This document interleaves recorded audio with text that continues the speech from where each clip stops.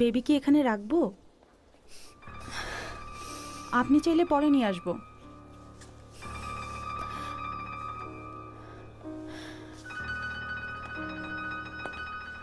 আপনার বেডটা উঠিয়ে দিচ্ছি, আরাম পাবেন।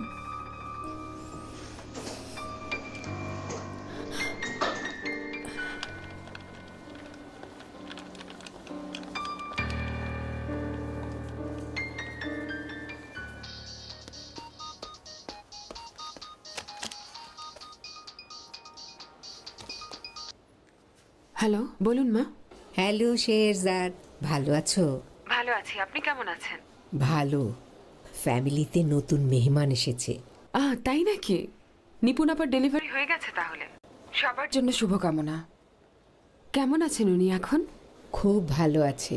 শেরজাদ, তুমি এসে দেখা করে গেলে নিপুণ খুশি হবে। তুমি যদি সুযোগ পাও তাহলে একবার এসো। অবশ্যই দেখে যেও কিন্তু, ঠিক আছে? অবশ্যই আসবো। হসপিটাল থেকে রিলিজ পাবে কবে? আশা করছি সোমবারের মধ্যেই। আচ্ছা, রবিবার এসে দেখে যাব। আসলে নিপুণ অনেক খুশি হবে, আমিও। তাহলে রবিবার আমাদের দেখা হচ্ছে।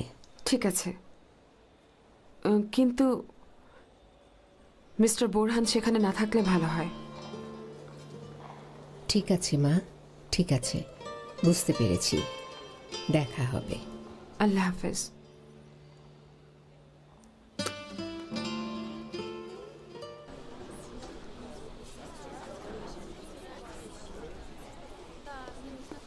আরো কিছু অর্ডার করি? কি বলো?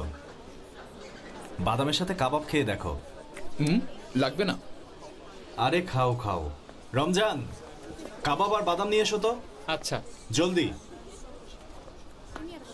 এটাই আনতে বলেছেন ভাই? হ্যাঁ এটাই, থ্যাঙ্কস। গনি, দেখো জ্যাকেটটা। এটা কেন? দারুণ, তুমি যেটা পছন্দ করেছিলে। ওয়াও, ছবিটা আমার দাম বাড়িয়ে দিল। পরে দেখো না। হ্যাঁ, বেশ মানাবে তোমাকে। পরে দেখবে না? বোকা মনে হয় আমাকে? একটা জ্যাকেট দিয়ে আমাকে কিনতে চান? হ্যাঁ, ছবিটা অনেক বেশি দামি, বুঝেছেন? অনেক। কি চাও তুমি বলো? ভালো করেই জানেন আমি কি চাই। তুমি কি গাড়ি চাও?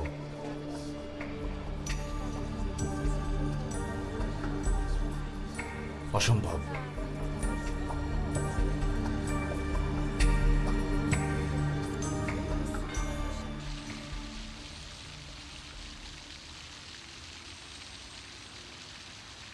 Good evening. Good night. কাল দেখা গুড নাইট ভাই। বাই, দেখা হবে। একা যেতে পারবেন? হ্যাঁ, যেতে পারবো। আচ্ছা, কাল অফিসে আসার পথে আপনাকে পিক করে নেব। Good evening Benu. তুমি এখানে কি করছো? হ্যাঁ, তোমার সাহস কি করে হলো আমার অফিসে আসার? অ্যাটলিস্ট হ্যালো তো বলা যায়, তাই না? Get lost. তুমি এরকম করছো কেন? Get lost. আমি তোমার চেহারাও দেখতে চাই না। আমার কথাটা শোনো বেনু, প্লিজ।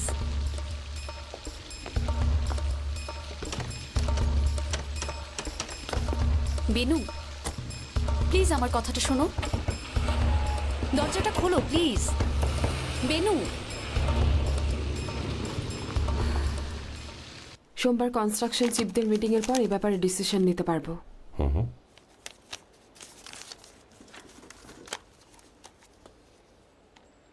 আপনার ফাদার ইন ল, উনি কি সেই মিস্টার বোরহান শানকে কিডন্যাপ করেছে ভেবেছিলেন? আমি এ ব্যাপারে কথা বলতে চাচ্ছি না মিস্টার নূর। ওকে, আপনি যেমন চান, কিন্তু একটা কথা জেনে রাখুন, এখন থেকে আমি আপনার উপর কারো নখের আঁচড়ও সহ্য করব না। না আপনি, না শান।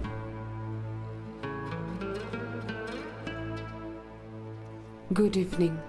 Good evening.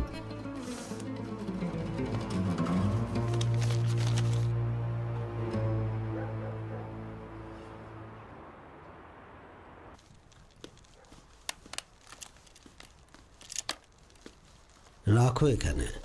জিনাতকে বলবে জিনিসপত্র যত্ন করে ব্যবহার করতে। বলবো। বৌমার কি খবর? সুস্থ আছে এখন? এখন আগের থেকে ভালো হাঁটতে পারছে। আর বাচ্চা? এত কিউট হয়েছে মাশাল্লাহ, চাঁদের টুকরা একটা। সবার থেকে বুদ্ধিমান হবে দেখে নিও। তুমি অনেক ক্লান্ত হয়ে গেছো। তাতে কি, এরকম ক্লান্ত হওয়াতেও শান্তি। নিপুণের মা এসেছে? হ্যাঁ, উনি এত দূর থেকে এসেই নিপুণের সাথে থাকার জন্য জোর করলো। নিজের মা বলে কথা। তুমি ঠিকই বলেছ। উনি কি অনেকদিন থাকবেন? না, উনি রবিবার চলে যাবেন। ওনার অন্য কাজ আছে। কি কাজ? ওনার আরেক মেয়ের অপারেশন। কে থাকবে তার সাথে? যাক তাহলে। আমি ভাবছি রবিবারে হাসপাতালে যাব।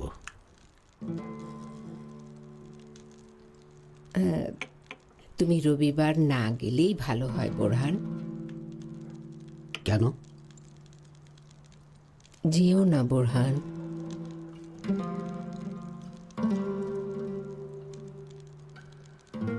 শেহরজাদ আসবে নাকি?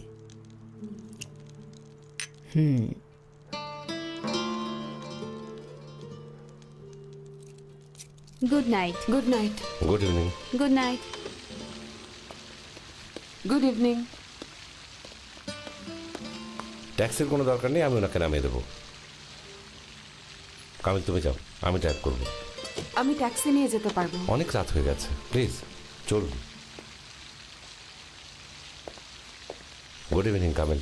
Good evening sir.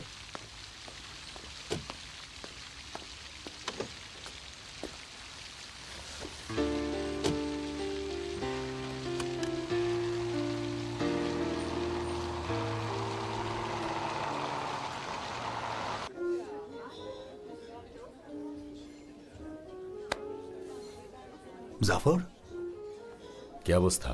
আজ কাজ থেকে আর্লি বের হয়েছো? আজ বের হয়ে গেছি। One Scotch please. তোমার টুইন কোথায়? আমার টুইন কে জানি, গড নোজ কোথায়। আরে কি ব্যাপার, দুজনের মাঝে কোনো কালো বিড়াল ঢুকলো নাকি? আরে তেমন কিছু না, কালো কিছু তো আছেই, কিন্তু বিড়াল না, অন্য কিছু। বড় হয়েছি জাফর, আর বড় হলে তখন আমাদের সবার রাস্তা আলাদা হয়ে যায়। এমন হতেই পারে, ডোন্ট ওয়ারি। বন্ধুত্বের মাঝে এমন ছোটখাটো ব্যাপার ঘটবেই, এতে বন্ধুত্ব ভেঙে যায় না। তুমি আর নূর, তোমরা দুজন ভাইয়ের চেয়েও বেশি। এমন বন্ধুত্ব খুঁজে পাওয়া এত সহজ না, কথাটা মনে রেখো।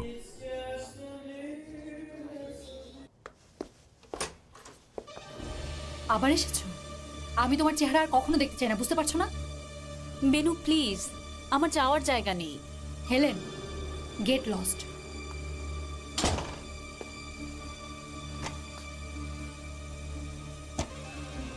আপু প্লিজ, মাফ করে দাও আমাকে।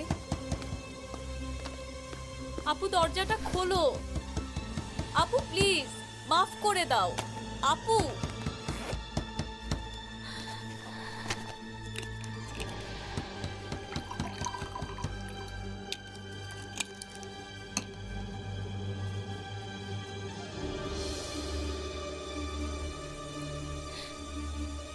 আপু প্লিজ, দরজাটা খোলো।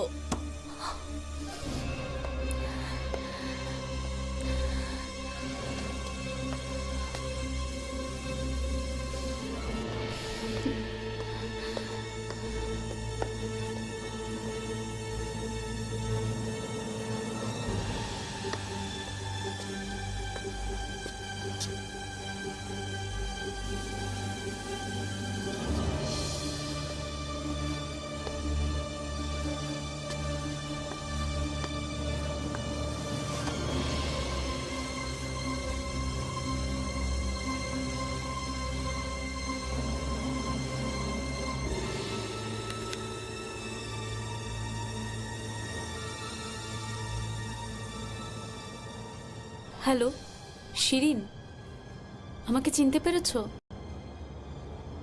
হেলেন খান, ইস্তাম্বুলেই আছি। আচ্ছা, তোমার ওখানে কি আজকে রাতে থাকা যাবে?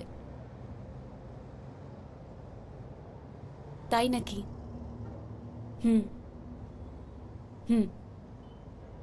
না, তেমন কোনো সমস্যা নেই।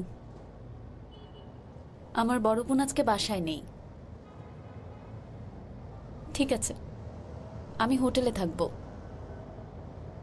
ওকে, ঠিক আছে, দেখা হবে। তুমি তাহলে ভালো থেকো।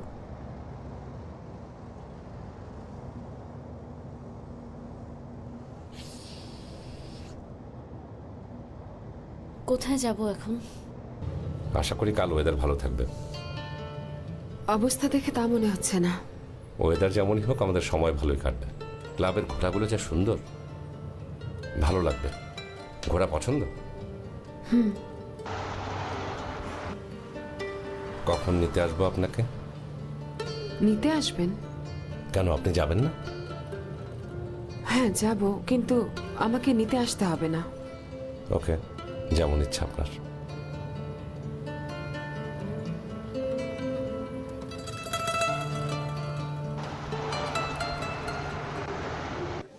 তোমাদের বাবাদের সাথে আমার কিভাবে পরিচয় হয়েছিল জানো? অবশ্যই জানি, বাবা আমাকে অনেকবার বলেছেন। কি বলেছেন? যে ইকরাম জাহিদের কাছ থেকে আমাকে সেভ করার জন্য বন্দুক নিয়ে গিয়েছিলেন। বুঝলাম না, কোনো একটা কনস্ট্রাকশন সাইটে পরিচয় হয়েছে, তাই না? দেখেছো, তুমি জানো না। কি বলছেন আপনি? আমি তো সবসময় জানতাম তাদের পাওয়ারফুল ফ্রেন্ডস ছিল। পাওয়ারফুল প্র্যাকটিস ছাড়া এই সেক্টরে টিকে থাকাটা অসম্ভব। কিন্তু সেটা আর্মস না, তারা কখনো বন্দুক ধরেননি, আর আমাদেরও বলেছেন কখনো সেটা না ধরতে। তোমার তাই মনে হয়? কেন, কি বলতে চাইছেন? প্লিজ খুলে বলুন। চলো ওখানে বসি। চলুন।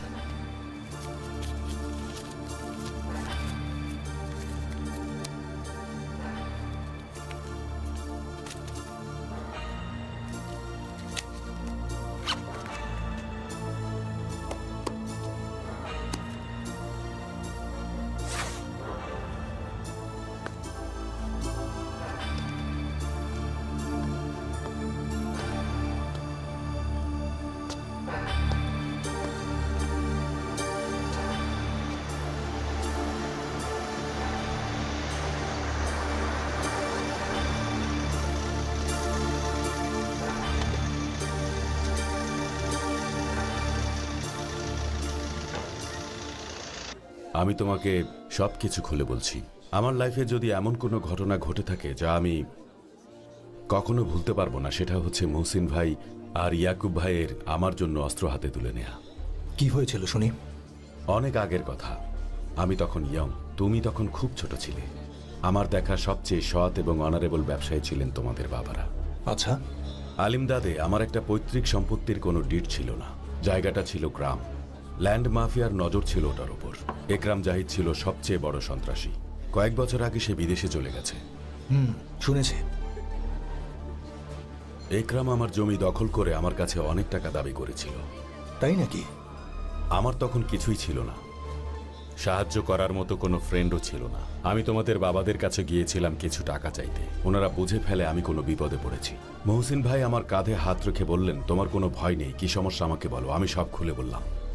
মহসিন ভাই বললেন, এভাবে হবে না। একে অপরের দিকে তাকালেন। ওনারা চোখের ইশারায় কথা বললেন, আর ইয়াকুব ভাই টেলিফোনে হাত রাখলেন। তারপর? কল করার সাথে সাথেই একরাম ধরল। বললেন, একটা ব্যাপারে কথা বলতে হবে।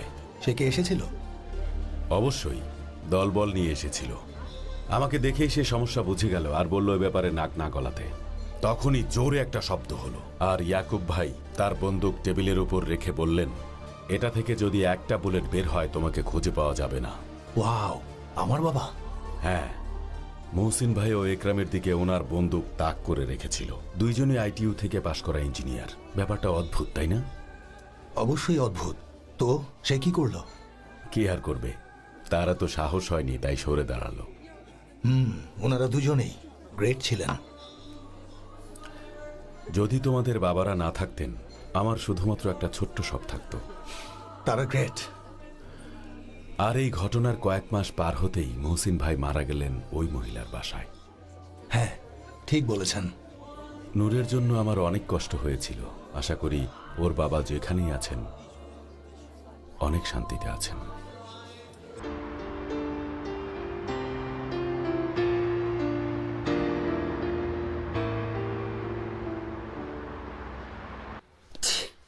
ঠান্ডা লেগেছে? একটু।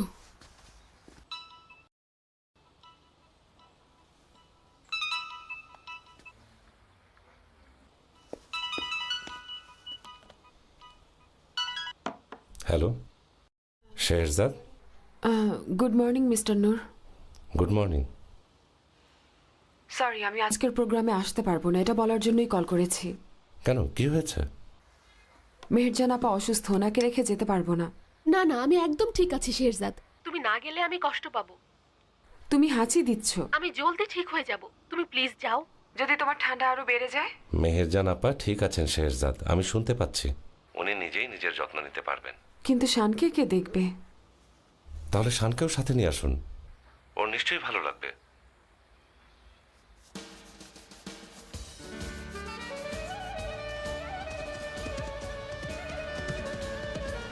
তুমি কি রেসেও অংশ নাও নাকি নূর? নাই আসছে সাহেব, নেই না। একবার আমার রেসিং নিয়ে কৌতূহল হয়েছিল, আমি প্রতি সপ্তাহে ভ্যালিতে যেতাম। শেহরজাদ আসছে, ছেলেকেও নিয়ে এসেছে। শান বাবা। বেনু আন্টি। যাও যাও। ওয়েলকাম। থ্যাঙ্কস। কেমন আছো সোনা? থ্যাঙ্কস, শেষ পর্যন্ত এসেছেন। আমাদের ইনভাইট করার জন্য থ্যাঙ্কস। দেখুন ইয়াসিন সাহেব, বসুন না। এটা হলো রাজপুত্র শান। Good morning. ওয়েলকাম, বসুন। হ্যালো শান। অনেক ভালো লাগলো দেখা হয়ে। Hello. Hello Shan, welcome. Mister নূরকে হ্যালো বলবে না বাবা? হ্যালো বলো। হ্যালো। বেনু আন্টি, ঘোড়া কোথায়? শান বাবাটা ঘোড়া দেখতেছে। চলো আমার সাথে, আগে আমরা কিছু খেয়ে নেই, তারপর ঘোড়া দেখতে যাবো, ঠিক আছে?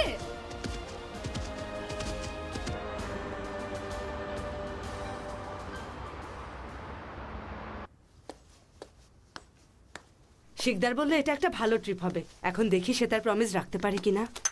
রাখবে রাখবে, তুমি ওর ইউনিভার্সিটিতে এত বড় লাইব্রেরি বানাচ্ছো, ও তোমার অনেক ভালো খেয়াল রাখবে, চিন্তা করো না। ওখানে যে একটু রেস্ট নিও সিফাত, সাইপ্রাসে এনজয় করো। হ্যালো মা। আরে করিম, তুমি আজকে ক্লাবে যাওনি কেন বাবা? তোমাকে বিদায় দিতে এসেছি মা। নূর তোমাকে ইনভাইট করলো, তবুও যাওনি? আমাকে ইনভাইট করতে হবে কেন? আমি কি কোনো বাইরের লোক নাকি? কেমন আছেন ফরিদ আন্টি? ভালো আছি। মাকে বিদায় দিয়েই তুমি ওখানে যাবে। দেখা যাক। তাহলে চলো মা, আমরা বের হই। এটা আমার কাছে দাও, আমি পরিয়ে দিচ্ছি। কত লাকি তুমি সিফাত, লক্ষ্মী ছেলে তোমার। নূর করিমের চেয়ে কম লক্ষ্মী না, বুঝলে? করিম এখনো এলো না যে? আমার সাথে কথা হয়নি, এসে পড়বো হয়তো। কোনো সমস্যা হলো না তো আবার কল করবো? আরে না, তার দরকার নেই। তুরাগ নামে আমার এক ফ্রেন্ড ছিল, আমি ওর সাথে রেস দেখতে যেতাম। সময় কিভাবে পার হয়ে যেত টেরই পেতাম না। হ্যাঁ মিস্টার ইয়াসিন, টাকা কিভাবে শেষ হয়ে যায় তাও টের পাওয়া যায়। দেখেছো বাবা? আমি কখনো বেশি টাকা বাজি ধরতাম না। এত কষ্ট করে টাকা রোজগার করি, ঘোড়ার পেছনে উড়িয়ে দেব? একটু মজা করতাম।